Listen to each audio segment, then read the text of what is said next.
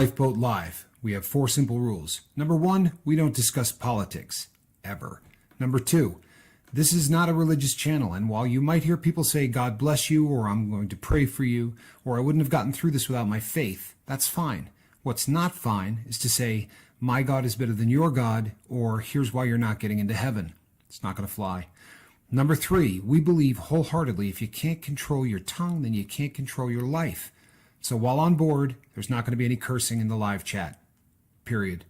And number 4, there is no room for mean people on the lifeboat. Because we discuss very sensitive things from people's past in our group setting, we got to protect those people.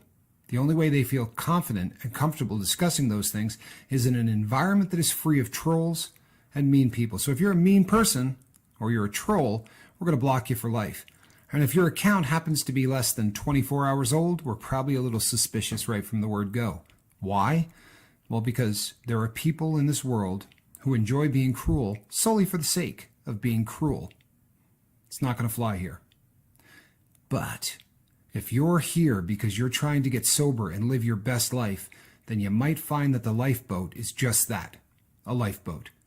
I'm Captain Tommy Scoville, and we will see you on deck.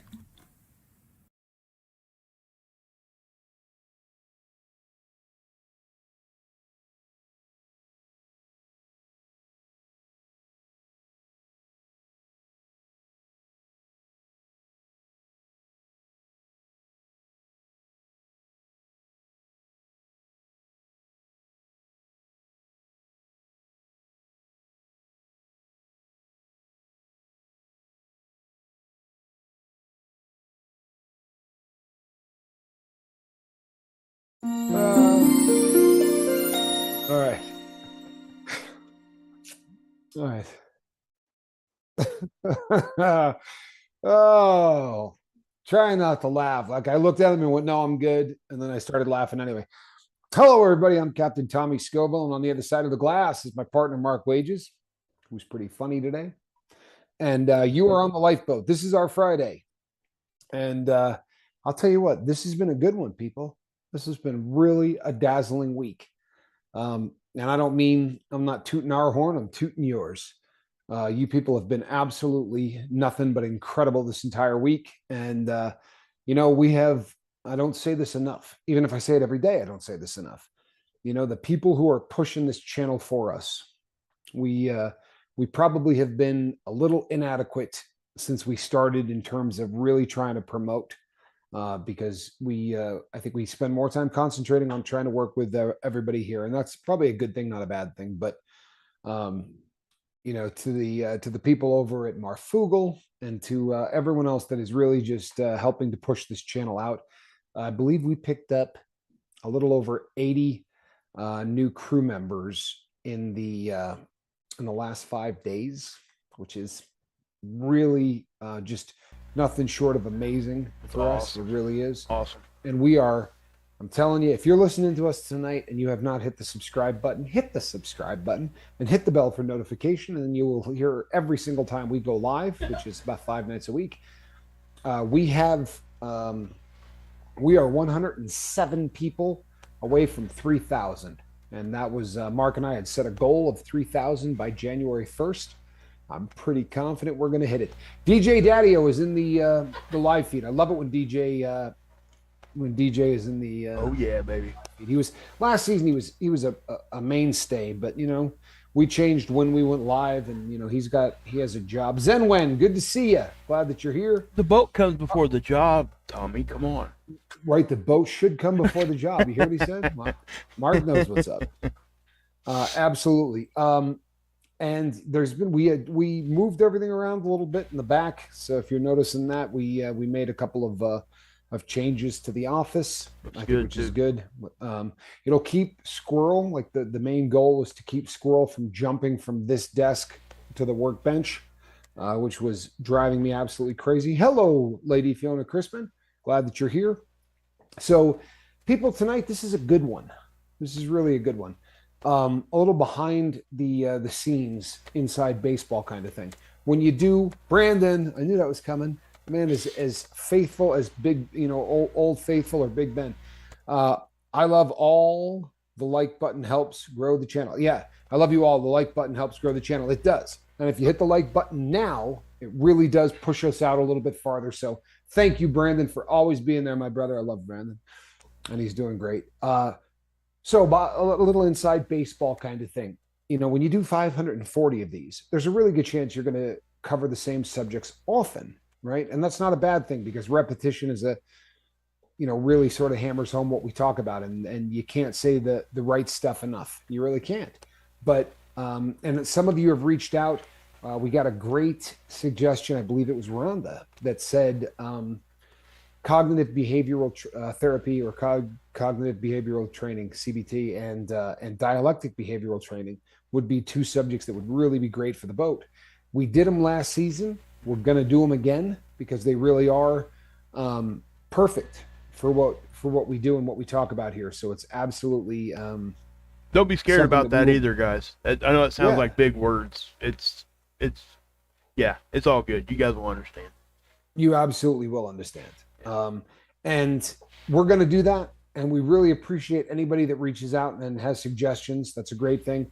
But we do things to sort of keep each other on our toes. And one of the things that we do, which I think is awesome, is Mark will send me a text in the day and say, hey, this is what we're doing tonight.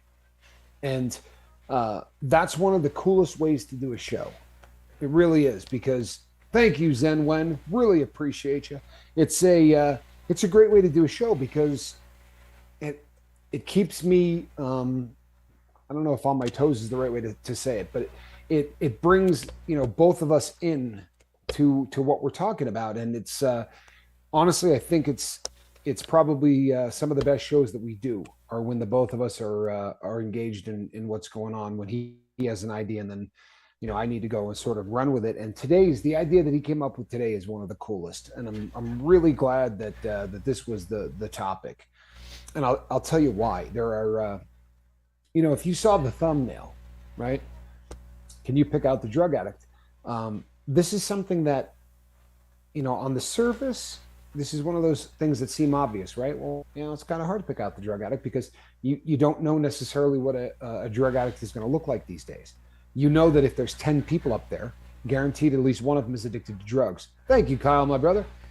One of them is going to be addicted to drugs, because 10% of this country is, right? But you don't know which one. And I think this is kind of important. I have been taking as a compliment for closing in on 7 years. People would say to me, you really don't look like a drug addict. You really don't look like a guy that had been addicted to drugs. And without fail, I would say, thank you. I really appreciate that. And that's a messed up thing to say, isn't it? Yeah. I mean, that really is just an awful thing to say. And boy, I pity the next person that says it, because the more that I think about this, the more I realize that that's just an awful thing to say, and it's one of the reasons that people don't want to come to places like this, or to go to a 12-step program or anything else in a group, because society has an image of what a drug addict looks like, right? And the other night we talked about things that you can look for in people who are addicted to drugs, and some of them, there's no getting around it. You have to talk about it. They're gonna start slacking off on hygiene, right? That's just it's a fact. We're not being cruel or anything else. But for someone to say, hey, you don't look like a drug addict, it's like saying, they're all dirtbags and you're looking pretty good these days, right? And that's a prevailing attitude, and it's one of the reasons that people are so hesitant to come out and say, what, I'm struggling with drugs or alcohol. The vision that society has of what a drug addict looks like, what a drug addict should look like, is this is one of the reasons that many people suffer in silence. Right? I think that we have to get to a point in this country, and we have to get to a point in this world where we realize that there is no textbook, this is what a drug addict looks like. For the longest time, if we had said, can you describe, what a drug addict looks like? Tommy Bird says, to me, every single one of those people look like a drug addict. I've seen all types, my friends, all types. No question, right? Yep. Truthfully.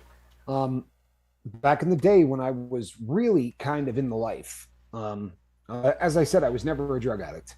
I mean, I'm sorry, I was never a drug dealer. Uh, I was a drug consumer.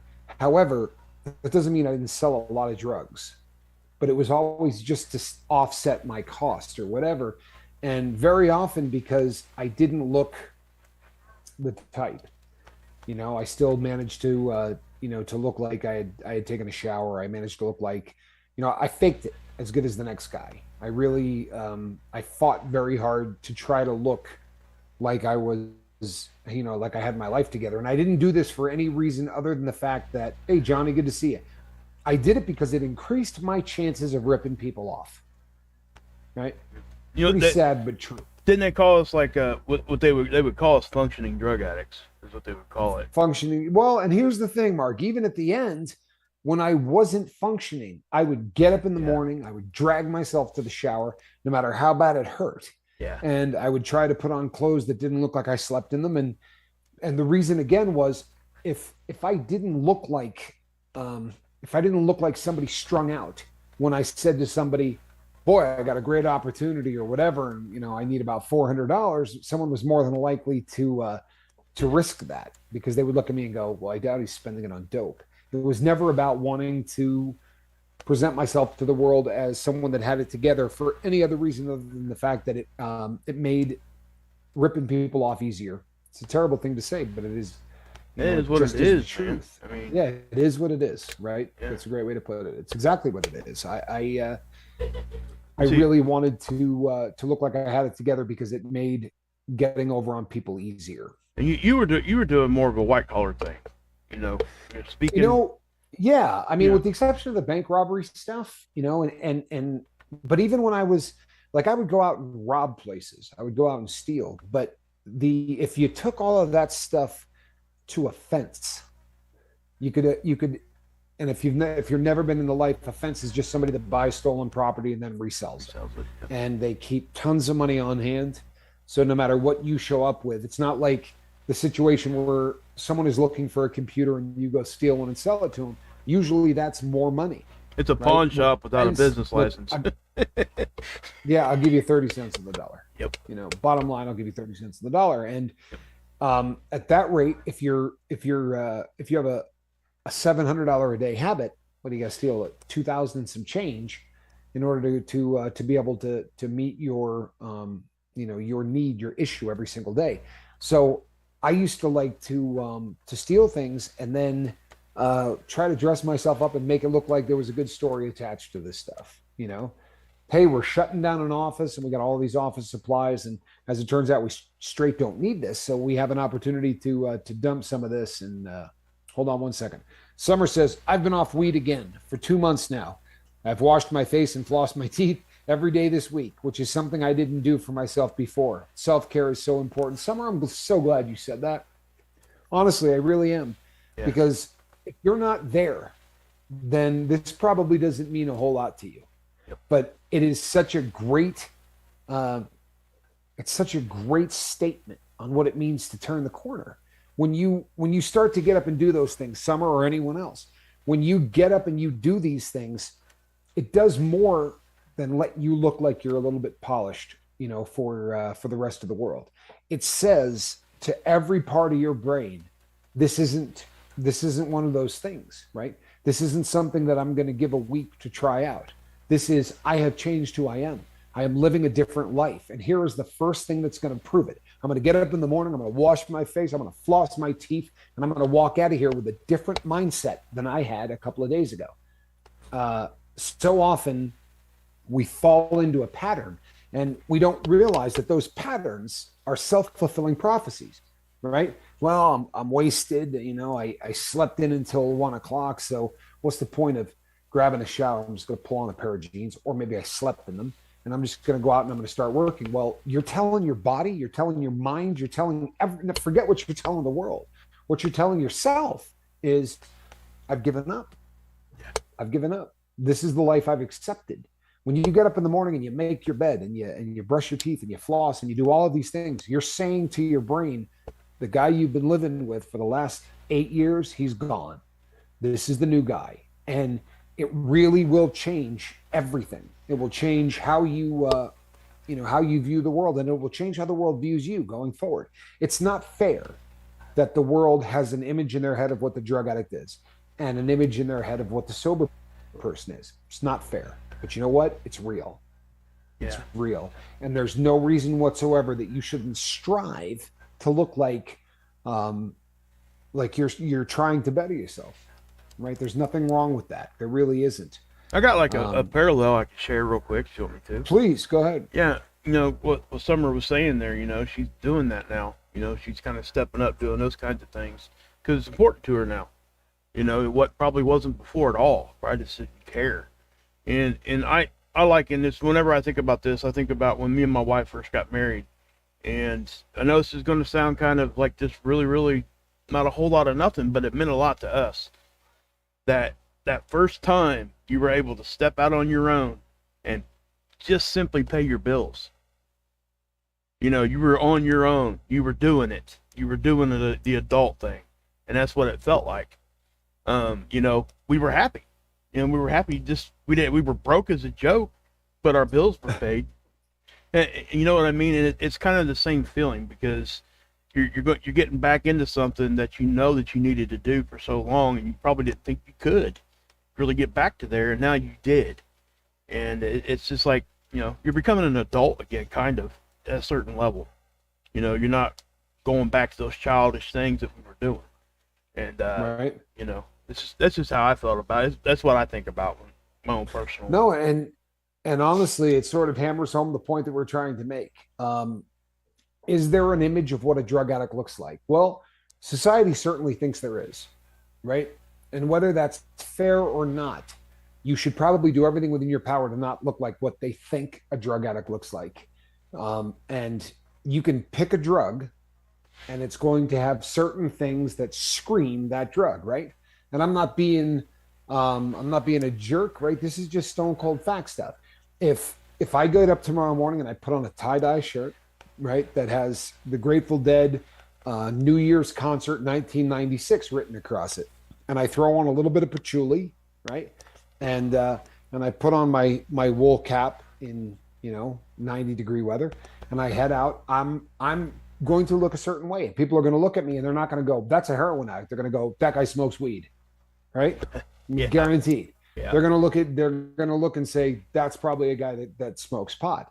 And there are certain things that just sort of scream one drug or another. If I got up in the morning and I got in the mirror and say, dug at a few blackheads and maybe a couple of zits until I had marks, in 12 or 13 places on my face.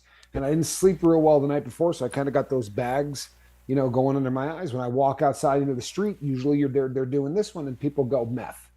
Yeah. Right? Instantly.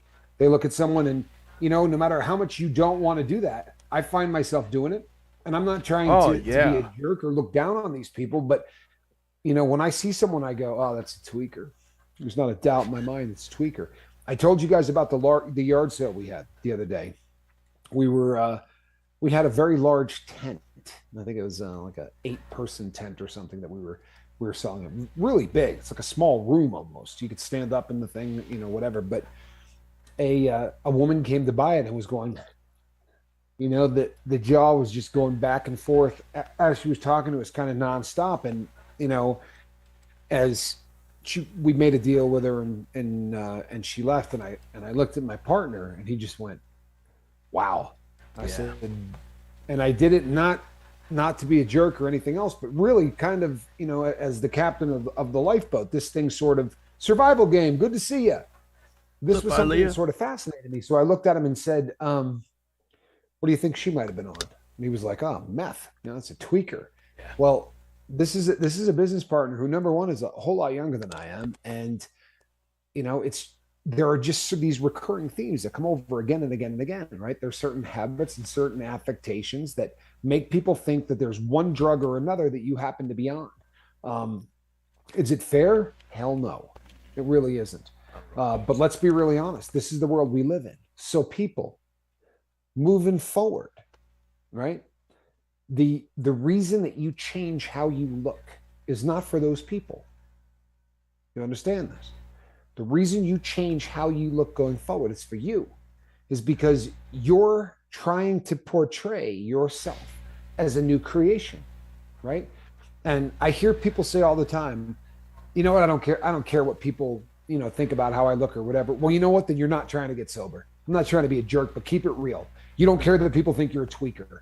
You don't care that people think you're a junkie, because I'll tell you something, nothing felt worse than when someone looked at me. I would go into some place and someone would look at me like this, right? And then the eyes would do this one.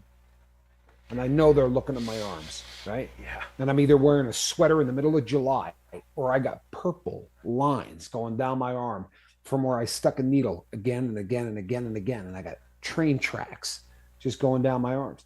And once they saw that, I'm not going to get treated the same way.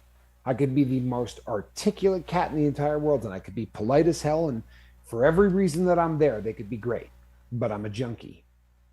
And, is it fair? Probably not. It's not. But we get to a point where society feels bad for those people instead of judging them. I'd like to think so. Well, I'd like to think we could go ahead, Mark. Yeah, you hit a point there, right there on the end. Or as a society, we're going to get there, and I think what has to happen is it has to start with us. I catch myself doing it now, and it's like it's unintentional, because my wife. What's my wife say to? So she'll tell me, quit saying those kinds of things when you see somebody walking down the street. Because I'll just say it because it just comes to my mind, and we'll be the only ones in the car. So I'm just kind of thinking out loud. I'll be like, yep, there's a junkie, or hey, there's a, they're on crack, or they're over here doing meth, or they're smoking weed. And it's something that those of us that were in that life, we see it like so right away. And there are those times that we're wrong. I get it. But my point is that I need to stop that. Okay? If I want the world to stop looking at me like that, I got to stop looking at the world like that. If that makes any sense, it's hard to. And, it's hard to let that go because we were those people. It's like trying not to look at yourself, I guess. But it's... Well, and Lady Fiona says, that's sad because I treat everyone the same way. And you know what? You're a great person. That's awesome. I try to treat everybody the same way too. Make no mistake. I would like to treat the person with track marks the same way that I would treat somebody that walked in a suit. And I really think I'm pretty good at that. But make no freaking mistake. I'm going, that guy's a businessman and that guy's a junkie. Yeah. There's no getting around that, people. There isn't. This is the world that we live in. There are certain things that scream, I'm on this drug, right? Yep. If I go in and I go like this, hey, I was wondering if you guys are hiring, or, and I just keep doing this one, you're going to go, that dude's either on opiates and he's scratching the hell out of his nose, or he's been snorting coke for the last 4 days. Yeah. Right? There's no way around it. And it doesn't make you a bad person when you look at someone and go, I think they're probably getting high. Right. Now, if you go, I wouldn't give that guy the time of day because of that, well, then maybe you're not such a great human. Yeah, that's the difference right there. Honestly, if you're gonna treat somebody, especially with where we've been, people, Yep. and I'm not lecturing any of you because truthfully, you're not that crowd and you never have been. You really never have been. And if what I'm saying sounds foreign to you, then you probably got here about 6 minutes ago, because the people on this boat know exactly what we're talking about. Yeah. I mean, for real. The people on this boat have treated every single person that walked on deck the exact same, like they were like a king, or a queen. No one has ever treated anyone here as if they were less than anything. Right. But society is going to. So we talk about becoming a new creature, and we talk about becoming the best version of yourself. It is a lot easier to be the best version of yourself if people treat you like that. So again, is it fair? No. Are you ignorant if you don't see exactly what you're facing? I'm afraid you are. Honestly, if you don't realize that you can't keep doing the exact same thing that you were doing and think you're going to be treated the same way, right? Even the smallest things in the world, and I get people that argue with me about this all the time, but if you're going forward and you're really trying to change who you are, okay, how often did you shave? When you were strung out and you were in the life and you were getting high every day, how often did you shave? If the answer is once every 2 or 3 weeks, may I suggest shaving every day? Yeah. You know, not a- for society, people, for you. For yourself. Yeah. Because when you look in the mirror, right? This was huge for me. I can't tell you what a big thing this was for me. People, when I was fully in the life, right before Q and I started working together, I had a ponytail, right? And I used to tell myself the reason I grew that ponytail was because inside of the prison system, having my head shaved like I do now made me look like I was part of the Nazi crowd. Right. And I wanted so badly to not be part of that crowd that I intentionally said, I'm not cutting my hair the entire time I'm in here. However, it started to take on a whole new life. And I started to just look like a guy that stuck needles in his arm, or a guy that got high every single day. I did not look like someone that was trying to get sober. And I remember when Hugh said to me, "You probably ought to lose the ponytail." And I was like, "What difference does that make? You know, I don't care what these people, think of me." And he goes, "Well, when you look in the mirror, what do you see? Truthfully, you see the same person. You look exactly the way you have for the last how many years, right? Well, you're not that person. And it may seem insignificant, people. Try it. Try it and see if I'm wrong."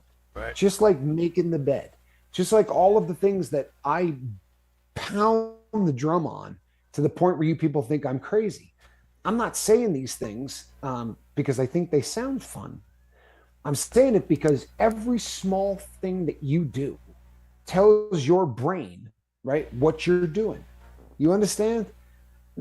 We beat this a lot. Yeah. We talk about this all the time, but your brain is not on board. You understand this? Your brain is not rooting for you. Your brain wants to lay it down and have the easiest path to not having to deal with stuff. If you're working through all the problems that you've had in your past, if you're working through the relationships you had with your kids, if you're working through all of the people you lied to and the guilt that you've had and all of those things, what's your brain do? It's working overtime, right? It's working 80 hours a week. Yep. Your brain would rather not do that. Yeah. So that striatum, that part of your brain that is the reactive part, says, you know what? He didn't stress on anything when he was doing dope every day. So let's get him back to that. If you think I'm kidding people, right? This is a fact. Yeah. Right. It happens. So you got to shock that part of your brain. And as we've said so many times, the brain and the eyes aren't attached. They're really not. Right. That's why you have panic attacks in situations that there's no reason to have a panic attack in. You're literally hyperventilating like you're being chased by a bear. It's why, psychiatrists and psychologists say, hey, take a deep breath and count to 10. Seems like a stupid thing to say, but we've talked about it so many times. You're telling your brain, nothing's getting ready to kill me. Yeah. Because if something was chasing me and getting ready to kill me, I wouldn't stop and go 1, 2, 3, right? Yeah. It's not very logical. Right. Well, when you start bringing all of these senses together, I promise you, people, the first time you look in the mirror, like Summer said, you look in the mirror and your teeth are brushed, right? You flossed, you got your hair done up, right? You don't have to look like a supermodel. You don't have to look like you're going to get a job. You need to look like you didn't the day before. Right. Right. And I've said this so many times on the lifeboat. Why do you make your bed every day? Because I didn't when I was wasted. Right. When I was a junkie, I didn't do this, this, and this. Right. And this was something that Q beat to death. Did you do it when you got high? I'd go, yeah. Well, then don't do it anymore. And if you didn't do it when you were getting high, I suggest you start doing it every day. It's not as important to show the world anything. Truthfully, you may not believe this. I don't care what the world, well, if you've been on the boat long enough, maybe you do believe it, but I don't care what the world says about me. Yeah. I don't care what the world thinks about me. I really don't. I care quite a bit what you do. What you people think about me means a lot to me. Right. A lot of my self-worth comes from what I do on the lifeboat. Right. But if I started showing up and let's say I didn't shave for 3 weeks, can you guys remember a day where I didn't shave for 3 weeks? Hell no, you can't. You can for me. Well, on the bright side, he's occasionally able to fly under the radar. Yeah. In fact, right now he's in a bathrobe, right? The man hasn't shaved. No, I'm just kidding. Well, you know.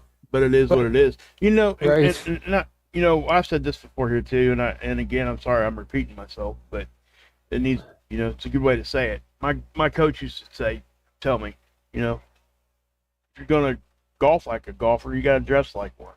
No question. And you're believe it or not, guys, if you do that, if you do that simple thing, my game, my my handicap dropped like 4 strokes as soon as I started doing that.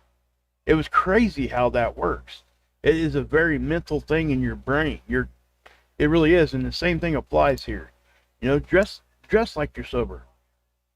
Do things like you're sober, and you'll be sober. You'll be a better sober really, person. It really, honestly, it falls right into the live as if thing. By the way, Seventh Son said, "Who did Tommy defeat to win the belt?" I will tell you this: that belt has been there for 2 weeks.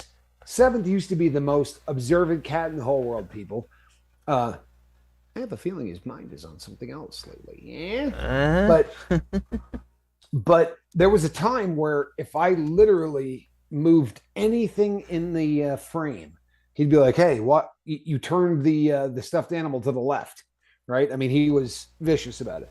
That belt is a UFC One Championship belt, signed by Hoist Gracie, right? And he listed the championships that he won. If you're a UFC fight aficionado, you will know that Hoist Gracie won the first UFC. He also won the third, the fifth, the then maybe freaking the legend, sixth. man. And he is in the yeah, he won a lot of them, and he is in the Hall of Fame. He was the first real grappler, the first real guy to come in and say, "I don't care how hard you punch me, I'm going to take you to the ground and you're going to tap out." And it was really amazing, and it sort of changed the entire sport. But I was able to buy one of his belts autographed, which was really cool because I'm a fan. But yeah, We've been waiting on changed somebody up to catch everything. that, haven't we? Those are watches, by the way.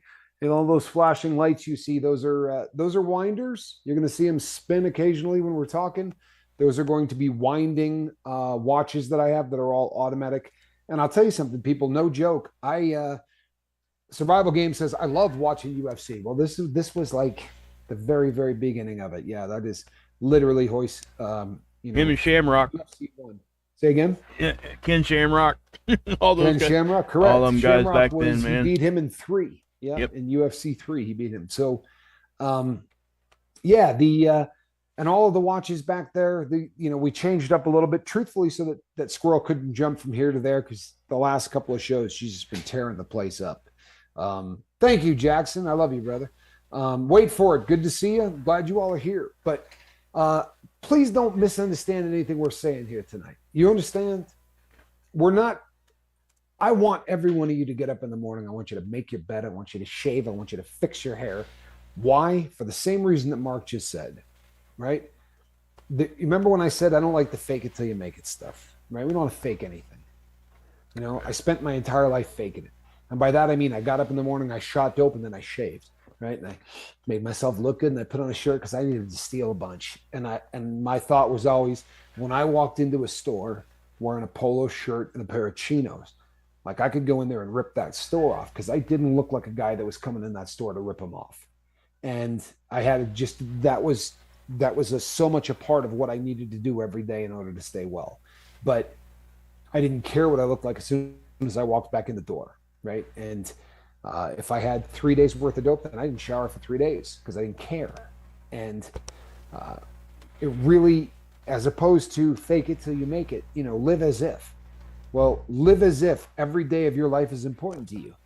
Live as if the first thing you can do in the morning to say to the world, I'm not laying down for nothing. I'm getting up and I'm attacking the world. I can't think of anything before making the bed. If I walk out of the room and the bed's not made, I'm telling the world I don't give a crap. You can look at it any way you want. I can't look at it any different. Yep. I also want to see the sun come up, right? Now, if you've been on the boat for any length of time, you know why that is. If you're new here, it's because I spent a lot of time locked in a box and unable to see the sun come up or go down. You couldn't say, hey, would it be cool with you guys if I watched one sunset? Because I'm really having, kind of a bad time right now. There was none of that going on in my life. And while I was in there, I thought, I'm never going to miss one of these. Like, I'm going to do everything in my power to make sure I see every sunrise. And It's a proclamation in a very different way, but it's the same concept, right? I'm never going to take for granted the fact that I'm free.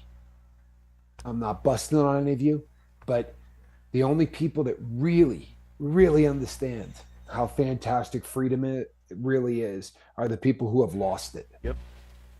So, in a very similar way, the only people who can really appreciate what it means to go through a day sober are people that didn't do it for years. If you're going to be those people, right, make a statement in everything you can do. Right. Summer nailed it.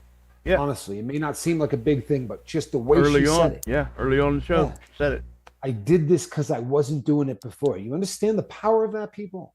And again, you're replacing a bad thing with a good thing. Memories. You're changing all that. And you're screaming Yeah. to yourself. Yeah. Right? Yeah. I promise you, people, I take 2 days off every single week. Do you think I don't get up and shower and just I kick back in sweatpants and don't shower and don't do anything because the boat's not on? Yeah. I get up and I do the exact same thing every day. And I remember looking at Q, and I'm not exaggerating, people. This was a quote. He said to me, "I promise you, if you do what I tell you to do, I can get you sober. You'll never have to go back to this stuff." He said, "Are you really willing?" And I said, "I would cut this off right now, and I would mail it to wherever you told me to mail it to, if it meant that I was going to not have to do heroin ever again." There you go. Like I would be super happy to lose one finger, right? To never have to go back to that crap ever again.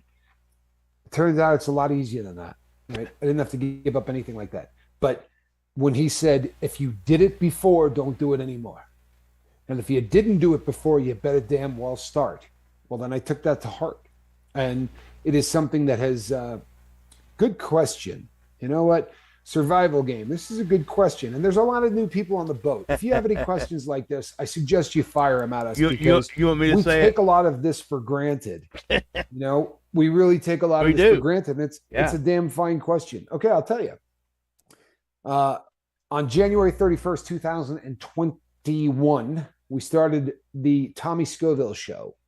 And this was, I wanted the lifeboat. I didn't know it was going to be the lifeboat, but I wanted this show. It meant an awful lot to me. And it was something that I really thought that because of the life that I had lived, that maybe I could bring something to people who are still in the life. And I started doing the shows, and I was woeful in anything having to do with YouTube, right? Really, really bad at it. The message was good. Greg F., nice to see you. The message was good. The technique was not. And I got a first a message that just said, I really love what you're doing. And this has kind of been something I've been thinking about for a really long time. Is there any chance I could send you an email? And it was Mark Wages. So I said, at that point, people, I didn't miss a comment. I try not to now, but back then I was religious about it. So I shot him an email and I said, yeah, absolutely. I'd love to talk to you. And I think Mark sent me his number. I think I asked you to, didn't I, if I could shout you out on my channel. I always try to give people that respect, You know what? Prior to that, that you said I would love to talk to you, and I sent you an email, and you sent an email back, and then we got on the phone, and you said, before we get rolling, I don't want to be a part of your, I'm not trying to take anything over, nothing like that. It was very, very respectful. He said, but I've been dreaming of this, of what you're doing for a really long time. And I think, I don't know whether it was 3.5 or maybe 4.5. It was ludicrous. Yeah. But hours and hours and hours went by, and we were still on the phone. And I will tell you, people, that, I told 30 people, no, I'm not taking any partners in this.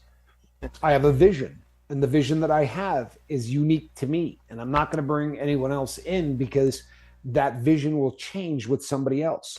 But I met Mark and realized that Mark had the exact same vision. And I'm not blowing sunshine the man's way. I know we really have become brothers, but it was from day one, like it was creepy obvious. Yeah. He finished my sentences and I finished his. And before it was done, right before that conversation was done, I said I would very much like your help, and I would like you to just be half of this. And Mark was like, I'm not doing that. he said, no, I'll help you. I'll do all of these things. I don't want to have anything to do with the show. And I just sort of sneaky brought him a little deeper in each time, and he said, are you cool with me shouting this out to everybody on my channel? And I thought, is there somebody that ever said no to that? Right. But he's just super, super respectful. And then I ate the foul fish. And if you haven't seen that video, you probably ought to. But Mark said, I told him I was going to do it. He said, we're going to build for that. We're going to really build for that. And I ate that disgusting fish. And I think Wages World put about 600 or 700 people onto the lifeboat in 2 days. At that point, it was still the Tommy Scoville show. And the lifeboat came because we allowed some people it started out with, we're all in the same boat. It was something we said over and over again. I don't care what you're addicted to. We're all in the same boat here. We don't judge one another. We're all in the same boat. And it just kept going. And we decided that we should probably, Fiona says, best video ever. She just likes not that foul. Yeah, because my brother's just not right. But someone suggested, I think it was actually Johnny that first said something that we should call this the boat. And we had a contest to see who could name the boat. And there was like 6 or 7 things we were voting on, none of which were the lifeboat. Right. And JB Loxley, how's that? Remember that? Yep. JB Loxley said, he started to describe something, and he said they use this term very often on lifeboats. And it was really funny because when he said it, every single person in the crew was like, lifeboat? Yeah. Holy hell. Yep. Brandon, thank you. The Scoville brothers eat Vegemite. Oh, no. Whoa. Wow. Yeah. My brother actually said something about maybe eating it again. Chase the Heat. You laughing at Tommy is the funniest thing in the world. Why, thank you. That's my girl. You can tell how kind she is, right? Thanks, Fiona. Don't you have something you should be doing? No, I'm kidding. But yeah, that's how that came to be. And once we became the lifeboat, then all pretense of it not being the two of us sort of came to an end right then. Yeah, and it just didn't feel right. Yeah, if it wasn't. And the best of it was, Mark would say to me literally every day, I'm not exaggerating this much. Every single day, Mark would say, you really need to do a live. The audience is going to get an opportunity to meet you in a way that they don't on videos. And I think we've done 100 and a half videos maybe, or something like that. Yeah. And we did a live feed, and it was over. Yeah. The crew was like, you're not ever making another video. Am I lying? No, you're 100. And the funny thing, we wanted to push this out as far as we could. And if you know anything about the Big Red Button, if you have a partnership with them, right? If you've monetized, they will push this out a lot farther because it's in their vested interest, right? So we had already had 1,000 people, and we needed 4,000 hours. And I said to Mark, we're never going to get 4,000 hours. Like, we're chalking in, And he said, well, if we do a couple of lives, and we did the live feed, and honestly, we came on, and I said to the crew, boy, if there's a video of ours you haven't seen, please go back and watch it, because we're trying to get to the 4,000 hours, and the crew brought about 2,000 hours of watch time, I think, in about 14 days. Yeah, it was like 2 weeks, 66 days after we started the channel, we monetized. Yeah, that's crazy to me. Is that not insane? It's insane. And it had nothing to do with us. Not at all. It really didn't. And we, what pushed us to do live, the other thing that pushed me to suggest it was just watching the comment section. Because people that might remember this that were here, I'm sure they do, that were here at the beginning. Do you remember just the explosion in the comment section after each video? And I'm sitting here reading these things. We'd have 120 views and 240 comments. Yeah, you'd have double the comments that you had views, and that's just completely unheard of. You just don't. So if there was ever something that said, hey, dummies, why don't you go live? Right. I mean, that was what it was. And we didn't do that for 2 weeks. We sat there and we would comment on the whole, hey, we got all these comments and stuff. And well, Tommy did, because I didn't talk. I was just doing, I was doing the editing stuff in the background. And and it did. It just took off, and that's really, and it's to you guys. You guys are the ones that really did that, And I had a little bit of insight on that because I experienced the same thing on my channel, a little bit. I was doing all edited videos, and as soon as I went live, dude, that anybody that does a YouTube channel or creates videos at all, that intimacy that you get between your audience and yourself during a live is completely different. It is a completely different animal. There's no question. Yeah. And there were some growing pains because going live is something that was different, and it took a little practice. And but we definitely, we realized that the crew did not want anything other than that. Greg F just said, I have come to like the taste of Vegemite. People, do you see what happens if you leave the lifeboat for a period of time? You know what I mean? Like Greg F went away a pretty normal guy. Yeah. And now he's eating Vegemite. Yep. It's terrifying. Right? Please, people, stick around. Look what can happen. Yep. Greg, we're happy to see you, brother. Welcome back. Love seeing old family. Greg was around in the very beginning. So and I can say this too. As much as we talk about, bringing people from my channel and from Johnny's channel and just all that, doing stuff here has made me a better YouTuber on my other channel. It really has. It's caused me to look at things a little different because part of those growing pains was not having control over what people said to chat. And that was a big thing for us here. It meant a whole lot more here than it did on my channel because we were really talking about intimate, deep stuff here. Oh. And it was hard for me and Tommy to try to figure out how to protect the crew. And we finally realized that you can't. Right. Not 100%. No way. We got to trust your mods. You got to do those kinds of things. And we did anyway. I mean, we trusted them, but we still just didn't want people to get attacked. And because we know what that felt like when we were trying to get clean and get sober. And so, yeah, I mean, we were gone for what? We went to Facebook for like a month. A solid month. We left the platform. We had some serious troll. It was bad. Really beating on us. It really was. And we were cool with that. Honestly, we really were. But when the trolls started going after the crew, we tried to protect the crew, and we went to Facebook, and we were very tough about who we let in. And what we realized was we weren't finding anybody that needed help. We were hanging out together is what we were doing. That's exactly what happened. And it was funny because this is a true story. We sent each other a text that said, what are we doing? Right? We really need to get back to where people need help and where people can find us. And the text messages crossed each other. Honestly, as I was reading his, he was reading mine, and we just laughed. And you know what's funny too? Did you see Summer said that she didn't realize that hot sauce could be an addiction? She obviously does not know my brother Johnny.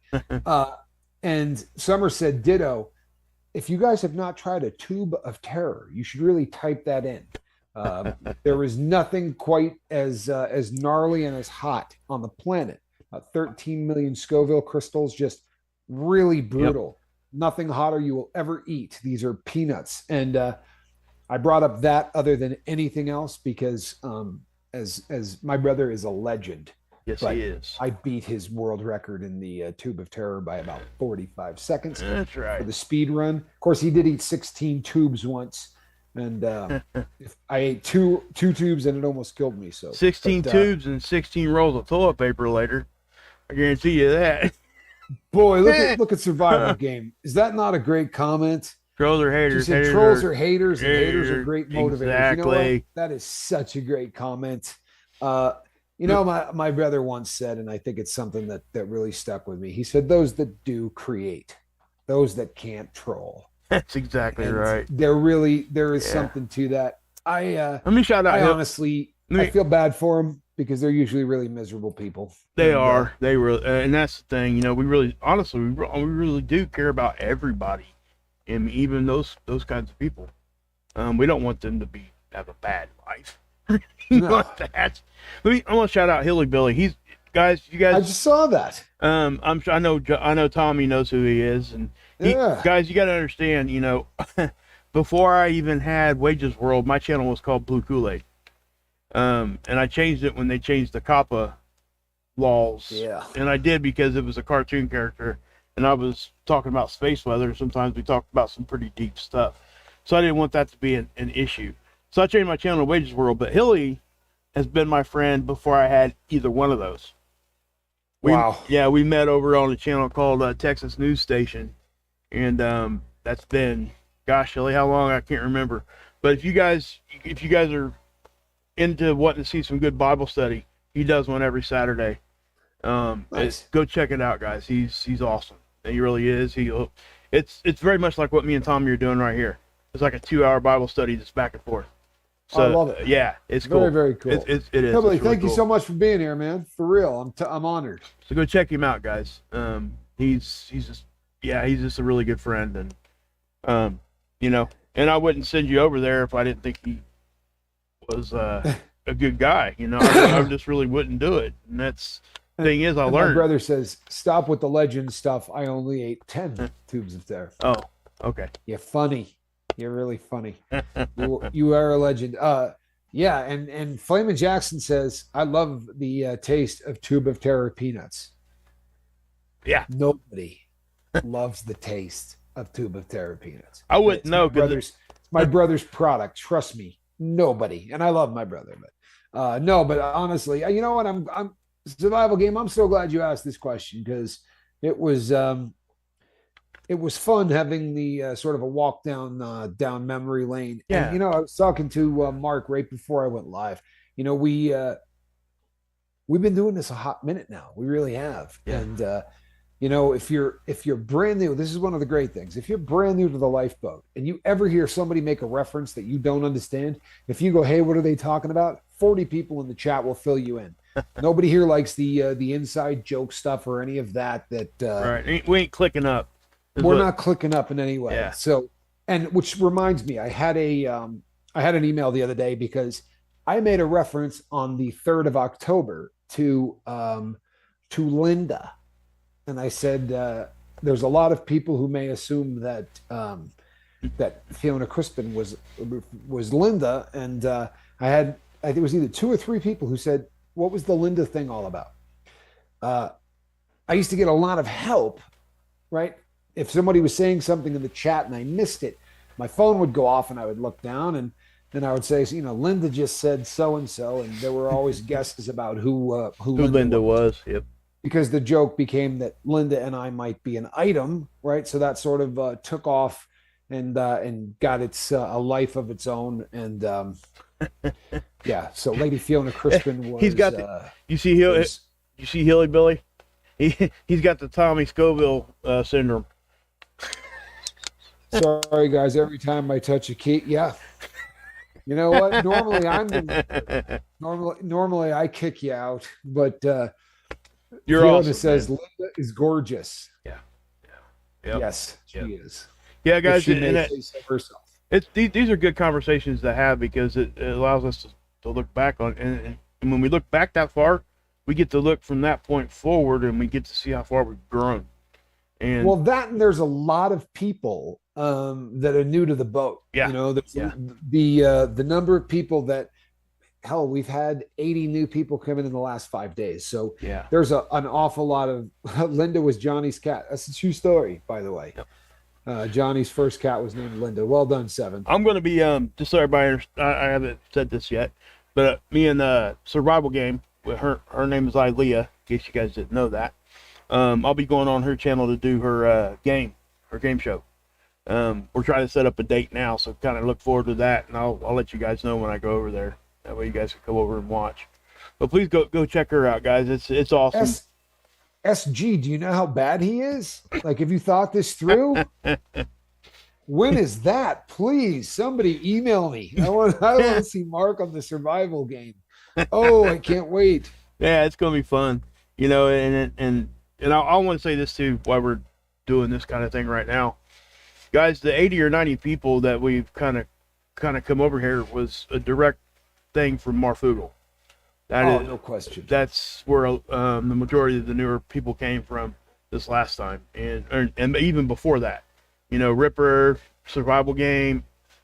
Guys, I'm just telling you, Sig. Yes. Well, yeah. Sig goes on Mark Fugel.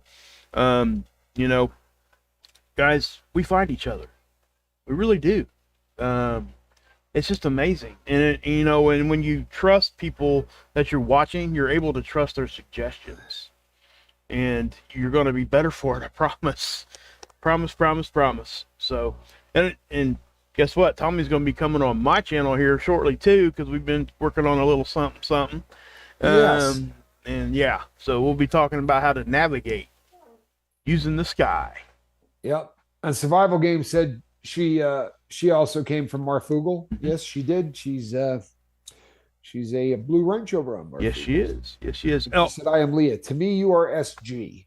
Anything that I can type that is a lot smaller, I'm always going with that. You know what I mean? Yep. I would be really happy if everybody had a 2-letter designation. That would be the best possible case scenario. Since most of you don't, I'll just have to type that out. But and this Survival Game, you will be SG forever. This is just a little something to show you how close we actually are here, even though our channel's getting bigger. We're all still really close.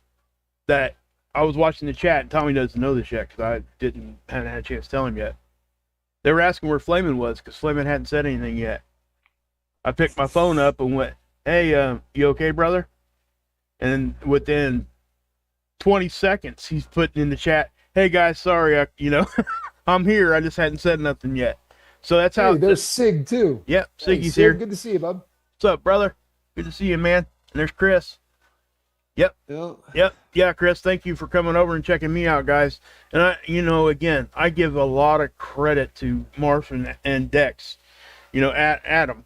I'm going to say Adam and Dex. Marfugel, I know it's Adam's last name, but Marfugel is the channel, right? And I want to give Dex credit too, because that man works hard. No question. And Adam gives him a lot of credit. Okay, it's not that. It's just that I want to make sure that Dex knows how much I love that dude. I mean, it really. And Adam's. I feel the same about both of them. Is what I'm trying to say. Well, you know how it works, though, right? If you're the guy that does the talking and gets seen the most, yeah. Well, then you got to pretend that the other dude does nothing. Even if he does all the work, right? You got to make sure that nobody knows that. Yeah. Take my word for this. Uh-huh. I know what I'm talking about. It's kind of like being a lead singer in a rock band, right? That's right. But By the way, Sig says, I'm calling in soon. No, you're not.